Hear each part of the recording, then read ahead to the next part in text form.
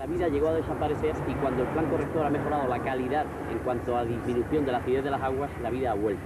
Pero se encuentra en el fondo del estuario un inmenso cubo de basura lleno de lodo que contienen metales pesados.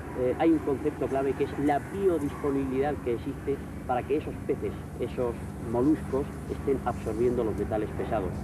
Es una realidad, vuelvo a insistir, el que ya están contaminados con episodios de toxicidad crónica, fundamentalmente con metales tales como el cadmio y como el plomo o el cobre o el zinc. Son metales, además, que está demostrada que su procedencia es fundamentalmente de origen industrial. No están contaminados por cuanto, en primer lugar, los peces son pelágicos, los que se pescan son pelágicos, no están pegados al fondo. Otra cosa me dice, si en la propia ría se pescaran bivalvos, pues que son filtradores, pues lógicamente a lo mejor pues sí, pues estarían contaminados.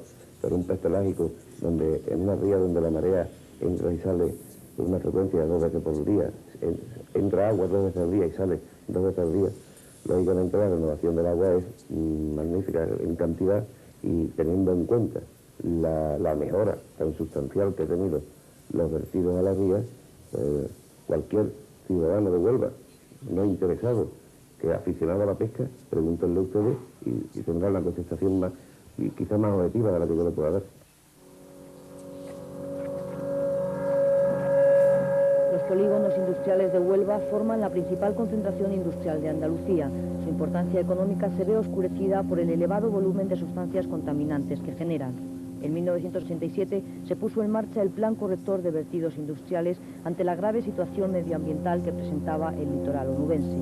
Según la Asociación de Industrias Químicas, las fábricas del polo industrial han reducido ya sus vertidos ácidos a la ría en un 95%, algo con lo que no todos están de acuerdo. Se pretende argumentar ante el ciudadano de Huelva que todo el problema de contaminación como consecuencia de los vertidos del conflicto de estas industrias y de los residuos que generan se ha solucionado. Eso es radicalmente falso. Se dice que el 90 y tantos % se ha solucionado. Yo diría que quizá menos del 40%. Ha habido medidas importantes, también hay que decir que la mayor parte de esas medidas las hemos pagado los ciudadanos, se han pagado con dinero público, estimo que en el orden del 60, 65 hasta el 70%. Quedan algunos flecos, pero yo no creo que esos flecos vengan a empañar de alguna forma el esfuerzo inversor de más de 10.000 millones de pesetas realizado por las empresas.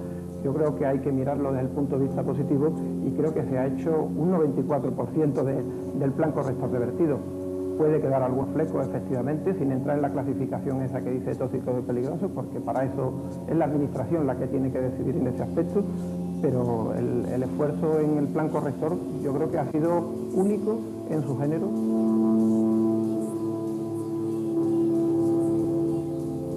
Este paisaje artificial son residuos de fosfoyesos, el vertido producido por una industria dedicada a la fabricación de fertilizantes. Es uno de los ejemplos de contaminación de la zona y foco de polémica.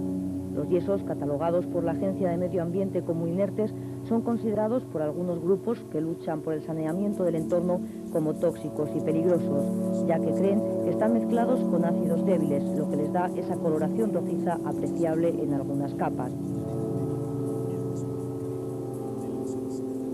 Desde aquí tenemos una perspectiva en la que podemos apreciar perfectamente cómo los yesos, acompañados de otras sustancias que son residuos tóxicos y peligrosos, y además con un importante componente radiactivo, con un volumen total de 50-60 millones de toneladas, han cubierto totalmente la marisma del Tinto. Ahí nos quedan prácticamente los últimos restos, haciéndose que se pierda toda la riqueza pesquera y acuícola que esto representaba.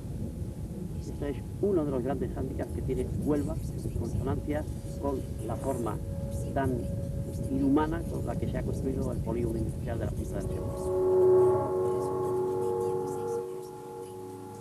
Esos residuos siguen vertiéndose y con un grave problema, y es que se depositan por decantación, pero luego el efluente sale por rebose de esas balsas también directamente a la ría del Tinto, con un contenido en sustancias contaminantes muy fuertes que están perfectamente identificados en los propios informes que tiene la Agencia de Medio Ambiente. Decir que eso no es cierto, que están solucionados, es faltar a la verdad y es lo que se está haciendo.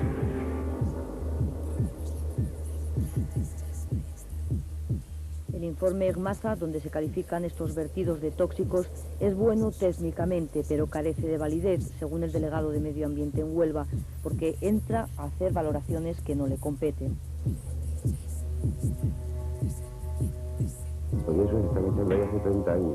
Es decir, nosotros hemos heredado una situación en la que hay una concesión para verter el yeso, que por dicho sea de paso es totalmente inerte, a pesar de la mala prensa que puede tener. Lo único malo que tiene es que es muy abundante, es mucha cantidad, es mucho tonelaje, y en realidad nosotros nos hemos encontrado con una situación que lo único que podemos hacer es regularla ambientalmente, es decir, que se viertan los yesos atendiendo a los razonamientos ambientales más lógicos de los países de nuestro entorno. Entonces, el yeso es lo que es, y además en las cantidades tan enormes que se producen es inerte. No llevan, teóricamente, teóricamente, y en el futuro, luego, la vigilancia es absoluta, teóricamente no llevan metales. Es un yeso vulgar y corriente, un yeso químico, pero es un yeso que es totalmente inerte. El sitio donde está y cómo se va a hacer ahora, de hacerlo en forma, como se está haciendo concretamente en Estados Unidos, en forma también en un terreno de marisma,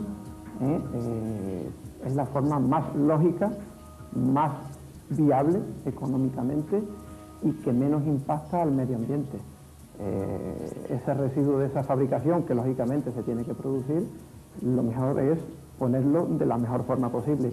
Y después de todos los estudios realizados, ya digo, y de visitas hechas concretamente a Luisiana, y a Florida, se ha visto que la forma de apilamiento es por lo menos el criterio más razonable que se sigue. Los yesos tienen un fondo radioactivo alto como consecuencia de su radioactividad natural, que se concentra en el proceso de ataque con el ácido sulfúrico, y como consecuencia de eso y de la gran extensión que tienen, pues podemos estar ante problemas de mutagénesis. Ojalá que no sea así, pero realmente lo que vimos ayer fue espeluznante.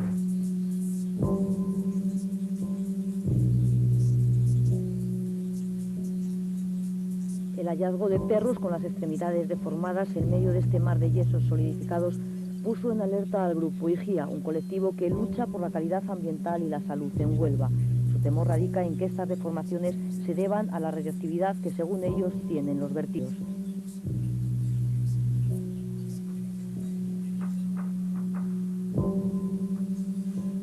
En cuanto a radioactividad, pregunten ustedes al Consejo de Seguridad Nuclear, que ha hecho los estudios a petición de esos mismos que lo dicen, y efectivamente da mucha menos radiación a estar cerca de uno de esos que estar frente al televisor. Por ejemplo, el televisor produce unas radiaciones superiores a las emanaciones de radón que puede dar un yeso, un fosfoyeso, de la obtención del fertilizante.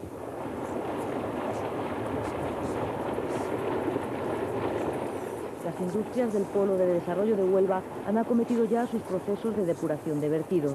Disponen de procesos de depuración primarios que eliminan de las aguas los sólidos procedentes de la producción, pero no es suficiente.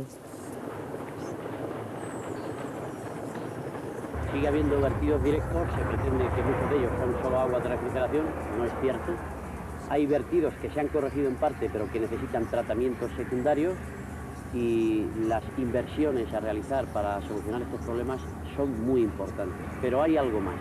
Hasta ahora se han controlado una serie de parámetros y en la actualidad se han detectado unos niveles de toxicidad en muchos vertidos de algunas industrias, no voy a especificar cuáles, pero los conocemos perfectamente, en los que no se justifica los altísimos niveles de toxicidad que están detectados en la actualidad, es decir, después de la aplicación del plan corrector de vertidos, y que sin embargo están ahí.